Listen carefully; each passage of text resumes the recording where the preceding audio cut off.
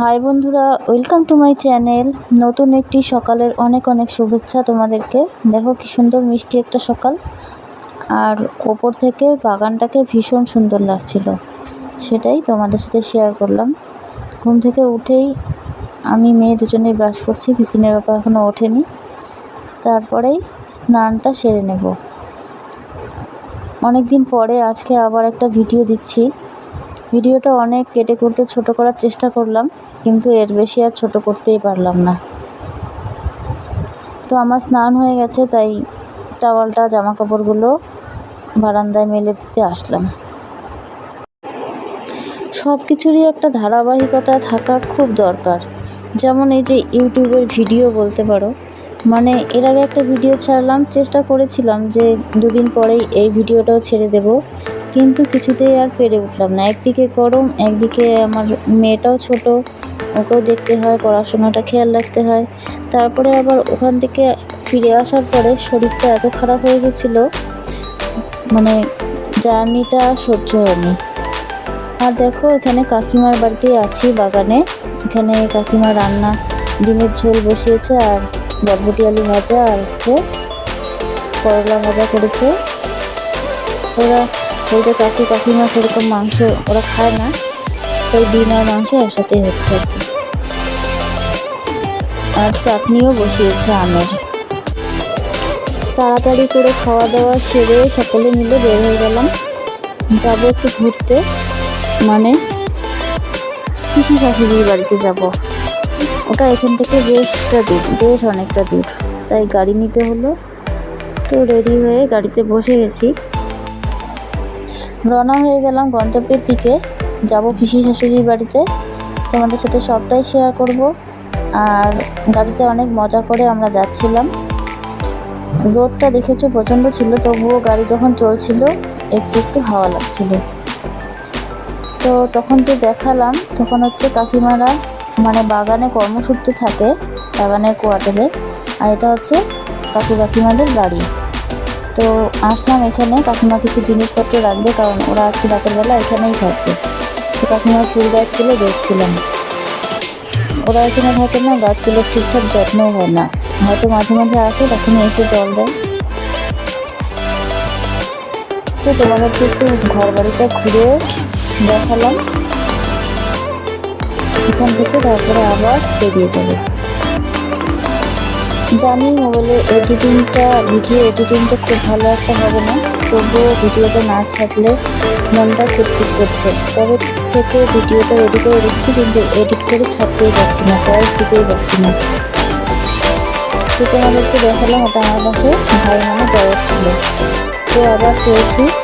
এই রাস্তাগুলো ভীষণ সুন্দর, আর হচ্ছে তিস্তা ক্যানেলের রাস্তা, অনেকটা লম্বা এই রাস্তাটা। আর আমার মেয়েটার যে কী হয়েছিল, মনে হয় জার্নিটা গরমটা ওর সহ্য হচ্ছিল না, কিছুক্ষণ পরপরই কেমন করছিল, ভালো লাগছে না, ও যাবে না, মনে যাচ্ছে। তো যাই হোক, অনেক কষ্ট করে ওই জায়গায় গিয়ে পৌঁছলাম, তখন মনটা একটু ভালো হয়ে গেল।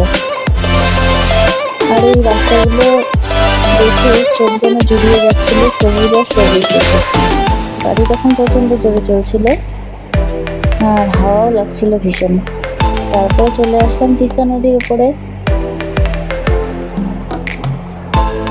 তোমরা যারা দক্ষিণবঙ্গে থাকো, একবার এসে উত্তরবঙ্গে ঘুরে যেতে পারো। উত্তরবঙ্গে কিন্তু ঘোরার মতন অনেক জায়গা আছে, যেগুলো আমরাই এখনো দেখে শেষ করতে পারিনি। তবে এখানকার পরিবেশ ভীষণ মনোরম হয়, ভীষণ ভালো লাগে এইসব পরিবেশে থাকতে। আর চারিদিকে শুধু চা গাছ আর চা গাছ। এই এলাকাটাতে যেখানেই যাও শুধু চা গাছ। এই রাস্তাটা দিয়ে আসলাম, এখানে শুধু চা গাছ আর চা গাছ, মানে ওই পিসির বাড়িটাও চা বাগানের পাশেই আর কি। তো বন্ধুরা, দেখে গেছে ব্লগটা, আশা করছি তোমাদের ভালোই লাগবে।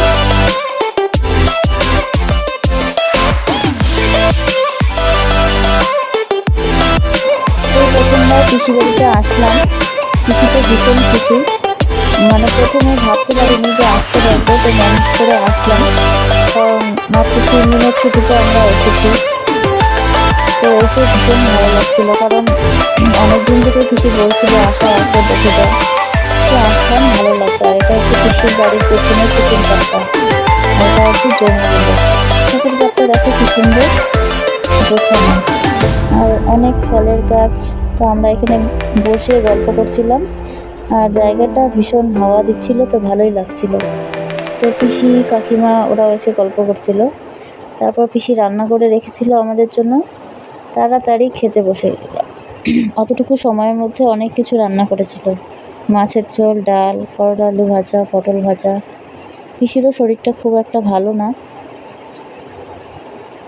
তো আমরা সবাই মিলেই খেতে বসেছি। কাকু ওইদিকে শুয়ে আছে, পিসামশাইও শুয়ে আছে, আর বুনু মোবাইলে কাজ করছে।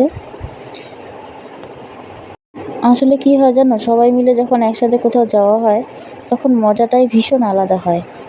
আর বিশেষ করে ফ্যামিলির লোকরা যদি হয় তাহলে মজাটাই অন্যরকম হয়। এই যে কাউকে খুশি করতে পারলাম, তাতেই অনেকটা ভালো লাগলো। আমরা এসেছি বলে পিসি এতটা খুশি হয়েছে, আসার সময় তো কেঁদেই ফেলেছে।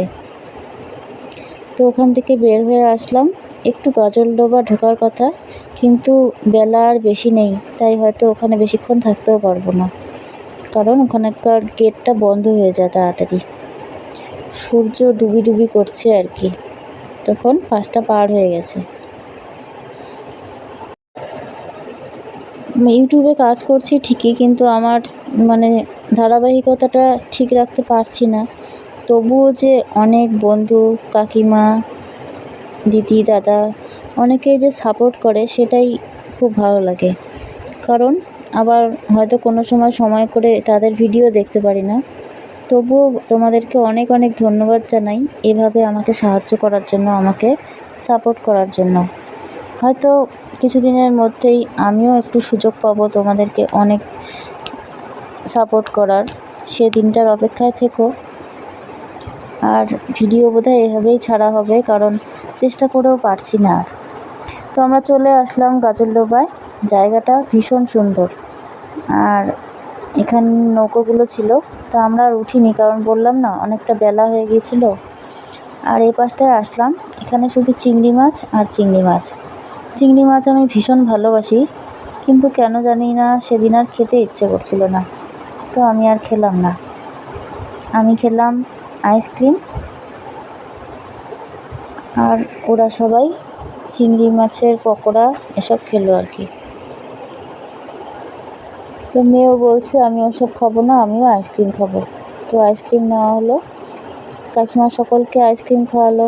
তারপরে এই দেখো এখান থেকে আনারস দিচ্ছে, ওখান থেকে আনারস নিয়ে চলো এবার আবার গাড়িতে চলে আসলাম। এবার চলে যাব বাড়ি। এখান থেকে এই জায়গাটা দেখতে ভীষণ সুন্দর লাগছিল, কিন্তু ওই দিকটায় আর যাওয়া হলো না, কারণ গেটটা বন্ধ হয়ে গেছিলো।